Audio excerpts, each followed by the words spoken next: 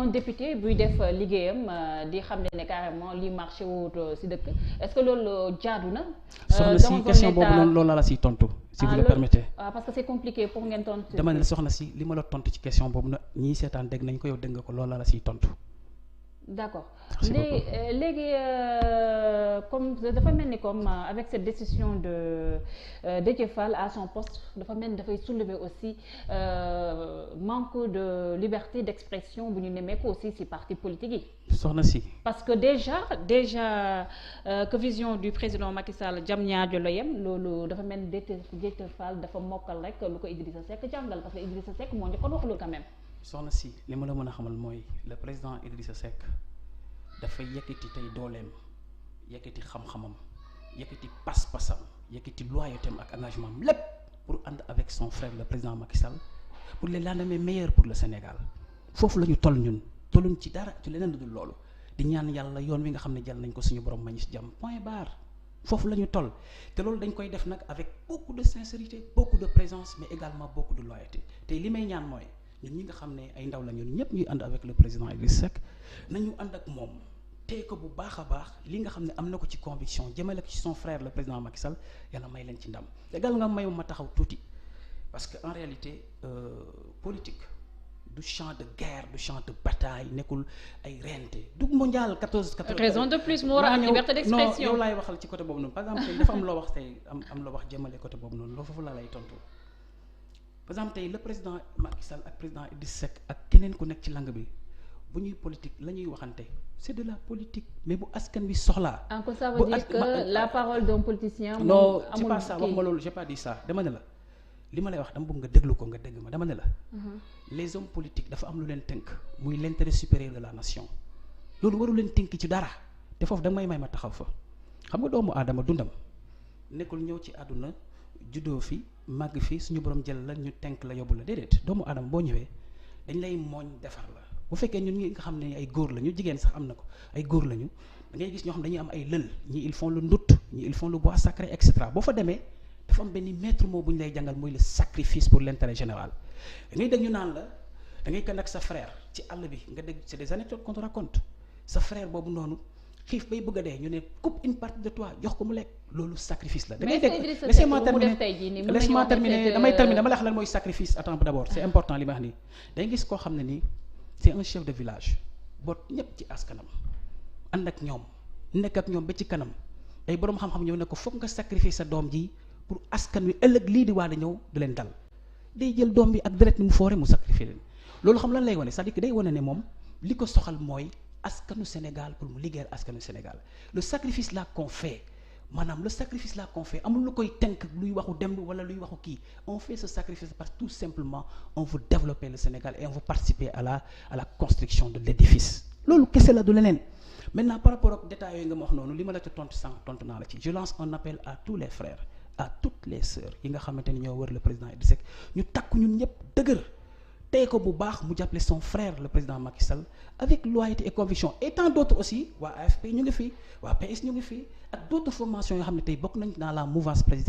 présidentielle nga xam ne aujourd'hui dañuy jàppale le président Macky Sall pour que incha allah mu am ndam ci mandaam bi loolu mooy suñu combat. certes li nga wax mën naa la ko nangul monsieur docteur Babacar Mar mais lenn moo ëllëm xele askan bi certes comme ni nga ko waxee Idrissa Seck il est là pour l'intérêt général Sénégal moo soxla après moom mu jël ay ambition teg ko ne suma résumé loolu nga bëgg a wax mais aussi benn institution bu mel ni conseil économique social et environnemental nga xam ne mun nañu wax ne ci élection 2019 yi passé kii di Idrissa Seck le président Idrissa Seck en personne dafa waxoon ne bile institution dafa nekk benn institution bu budgétivore donc tey jii moom bu occupé boobu les postes sous prétexte qu'il est là pour servir le peuple aussi est-ce que loolu nekkul benn paradoxe aussi est-ce que mënutoon servir le pays autrement. dafa am ñaar yu ma lay fàttali. pour ne pas même ça se dédire. dafa am ñaar yu ma lay fàttali yoo xam ne c'est important bëggoon naa vraiment ñu dépasser question bi mais c'est vrai que. non mais il faut ñu taxaw ci aussi d'accord ba oui parce que aujourd'hui Sénégal aussi. parce que les Sénégalais veulent comprendre bu ñu amee carrément benn kàngam bu nekk ci réew aussi. dama poser question naa tontu mais aussi dama bëgg rek recadrer le débat c'est important parce que bëgg naa aussi Sénégalais ñi seetaan ñoo xam ne le temps n'attend personne le temps file comme disent les Anglais time is ticking by day dem du la xaar donc le temps aujourd'hui ñu def fi di débattre yoo xam ne on a évacué ça je crois que loolu li am solo mooy les résultats de notre engagement avec le président Macky Sall loolu am solo mais néanmoins naa la tontu bu baax ci question boobu noonu xam nga boo si toog sax mooy li ma wax sànq gis nga réaction partisane baaxul boo gaawantoo ndax jàpp nga ni kii sa wujju la ci langue bi rek ba nga wax loo xam ne ni safaan wala di nga ko rëccu bés. ñu waxoon am réaction partisane très bien ñi waxoon loolu naan le président a dit que way CSE dañ ko war a kii mais montrez-moi la vidéo waxu ko fenn. waxu ko mosu ko wax et je vous défie sa régime mu ngi nii xam nga ñu ngi seetaan instant bi on a presque 50 minutes de débat te defe naa ne ces techniciens yi xarañ nañ nañu tegal benn vidéo buy wane loolu donc loolu noonu. léegi moom lu ma waxoon par rapport ak cette institution. très bien dafa ne woon moom mën na proposer moom bu ñëwee day proposer parce que c'est des propositions les hommes là ne parlent pas avec de façon définitive aucun leader tant qu'il soit du wax mukk de façon définitive moo tax le président Idrissa Seck buy wax toujours day sóoraale suñu borom parce que fa satuma yéene boobu moo waxoon te dinañ ñëw ci wax jooju c'est extrêmement important loolu mooy nit loolu mooy doomu aadama mais président Idrissa li mu proposé woon mooy essayer dans notre programme à la page 10 mooy bu ñëwee mooy na jéem a def fe ba conseil économique social egg ci gox yépp maanaam ñu décentraliser ko yóbbu ko gox yi des conseils économiques sociaux environnementaux yoo xam ne ni day nekk au niveau des différents territoires te loolu bu amee maanaam la consultation sera beaucoup plus globale et si la consultation est globale. les avis donc ça résume ce que je viens de dire. non waxul déggoo li ma la dafa ne le grand conseil là sera là mais on va faire ce qu'on appelle d'autres représentations au niveau du territoire loolu kañ mooy affaire bi c'est-à-dire que le maillage sera beaucoup plus large xëy na moom il aura l'occasion même de faire ces propositions là mais li am solo mooy brillantissime bi nekk ci conseil ba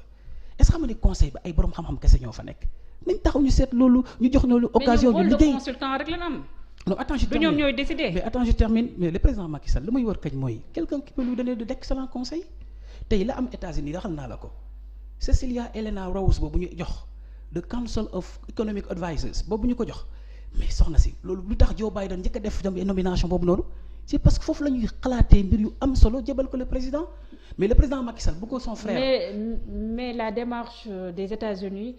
bu Sénégal du benn foofu xam ne carrément le président amul la wax benn super pouvoir comme ñu suñu président yi nu ñu ko amee c'est pas la même chose. ñun ay roi la ñu am à la limite ñoom ay président yoo xam ne sax mun nañu il décide de rien du tout. xam nga tey yow yaay wax super pouvoir mais dafa ba mu bëgg ñu taxaw tuuti ma expliquer la super pouvoir amu fi le président Macky Sall bu demee tey. yéen a loon ko wax attends moi je termine le président Macky Sall bu demee tey ba taxaw di lancer un appel